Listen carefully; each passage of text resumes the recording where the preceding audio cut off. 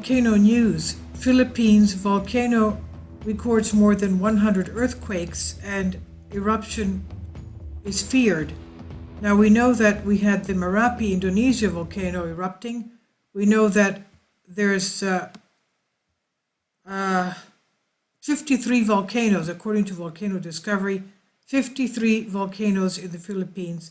It's on the Ring of Fire, the subduction zone, and it's basically all these islands are volcanic islands. The volcano that is feared to erupt is the Canlaon volcano. We know that the most well-known volcano is the Mayon volcano and the Taal volcano. The Mayon is restless, it's 2 out of 5. The most famous of the active volcanoes of the Philippines is stratovolcano on the island of Luzon, and the other one is the Taal volcano that we know of. That is also restless, 2 out of 5. Taal volcano with its lake-filled caldera is a beautiful caldera volcano, but also one of the most active, dangerous volcanoes of the Philippines, and has some of the country's largest, deadliest eruptions, at least 6 eruptions during the recorded history of the Taal volcano since 1572. I'm reading from Volcano Discovery. And the one that's now feared is the Canlaon volcano. It's again restless, 2 out of 5. Also spelled with a C or a K, on Negros Island, one of the most active volcanoes of the Philippines and the most active of the central Philippines. It forms the highest peak of Negros Island and is located west of Canlaon, about 36 kilometers south of Bacolod City, belonging to Canlaon National Park. It's a large stratovolcano dotted with numerous flank cones and craters, many of which contain lakes. The summit of Canlaon contains a 2-kilometer wide elongated caldera with 2 craters. One is inactive and contains a crater lake, and the second to the south is smaller, higher, contains a historically active vent, the Lugud crater. The Lugud crater is 250 meters wide, 150 deep, and the base of Canlaon measures an area of 30 kilometers by 14 kilometers. The historic eruptions from Canlaon have been recorded since 1866. The most historic eruptions were small to medium-sized phreatic explosions causing minor ash fall near the volcano. Canlaon's geologic record of past deposits include large debris avalanches as resulted from flank failure of the volcano traveling 33 kilometers to the southwest. And now, because of the more than 100 tremors here, they're fearing, of course, that there could be an eruption, a buildup of magma. The Philippine Institute of Volcanology and Seismology announced Monday that Mount Canlaon in Negros province recorded over 130 earthquakes in the last few days.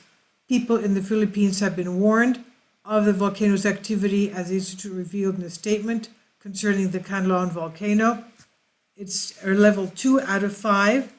Level 1 suggests volcano is showing signs of unusual activity, and Xinhua news agency reported volcano was in an abnormal condition and has entered a period of unrest.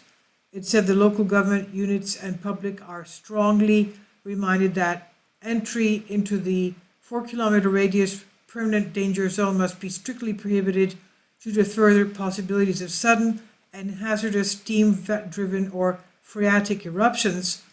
Philco said that it has recorded 136 volcanic tectonic earthquakes on the west flanks during the 24-hour observation period. And the Institute says that 4 of these earthquakes occurred between 1 a.m. and 2 a.m. on Monday. And Canlaon City in Negros Island Province, in Negros Occidental Province. The statement read, activity at the vent consisted of moderate emissions of white steam-laden plumes that rose 600 feet before drifting southward. Experts came to the conclusion after the Institute emitted sulfur dioxide on June 13. They also explained the Institute has observed ground deformation suggesting a slight deflation of the lower and mid slope since January 2020. A short-term electronic tilt monitor on the southeast flanks recorded continuing deflation on the lower slopes but inflation in the mid slope since April 2020. These parameters indicate that hydrothermal or magmatic activities occurring under this area.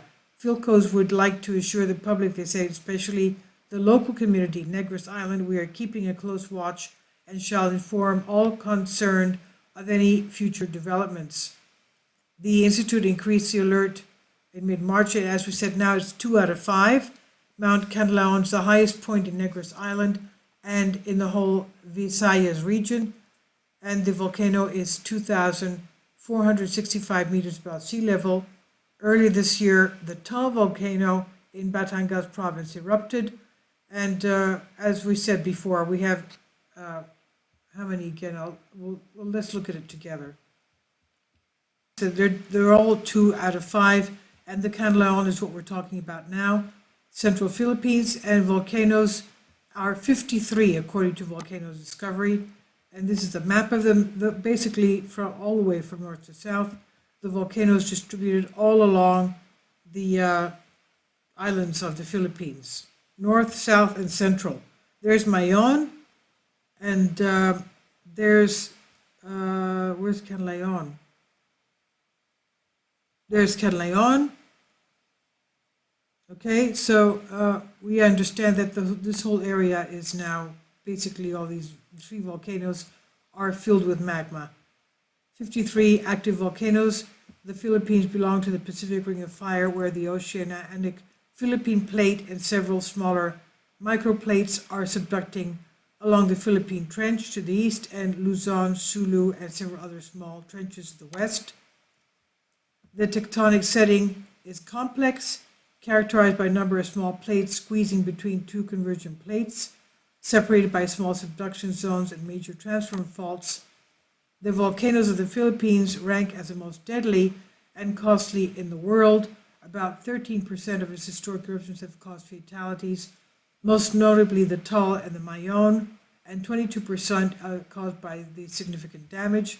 Lahars, mud flows, are very common in the Philippines because the archipelagos often has heavy rains. Tsunamis accompany eruptions in the Philippines more often than any other volcanic region. Since the establishment of PhilVox, the Philippine Institute of Volcanology and Seismology, the impacts and damage of the eruption has been significantly reduced because, of course, they evacuate the area when they have to. And again, going to Canlaon, this is it. And the recent aerial satellite images, this is it right here. And also, where was it? I think we had another one. Sorry about that. This one here, the plumes, having to do with the plumes. It doesn't show the plumes, but anyway. Going back to the seismicity that they talked about, June 22nd, seismic activity at the volcano. 136 volcanic tectonic earthquakes between the western flanks, as we said before. Magnitude earthquakes 3.2, 4 to 4.7 between in that hour. 130. They had the magnitude 3.4, 4.7 at 1 a.m., 1:04 a.m., 1:34, 2:06 local time. The emissions of gas and steam plumes rising over 600 feet, and the sulfur dioxide emissions reaching 438 tons per day. GPS measurements detecting the slight deflation of the lower and mid slopes since January 2020. Short-term electronic tilt monitoring southeastern flanks recording deflation on the lower slopes, but inflation on the mid slopes. Phreatic or hydrothermal explosion can occur. Warning bulletin stating that ballistic impacts of volcanic bombs and phreatic eruptions could affect the area of about 4 kilometers distance from the main crater. That's why they said they have to stay away from that distance. That's the distance that is considered that it's off limits. and I'll leave links below for you for this. Thank you for your support.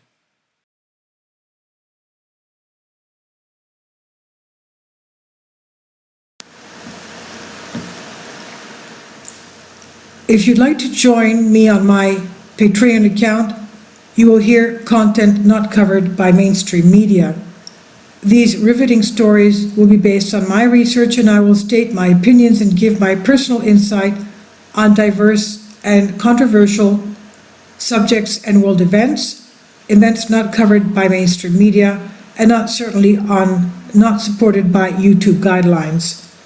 So whatever I have on my Patreon, most of those will not be on my YouTube channel.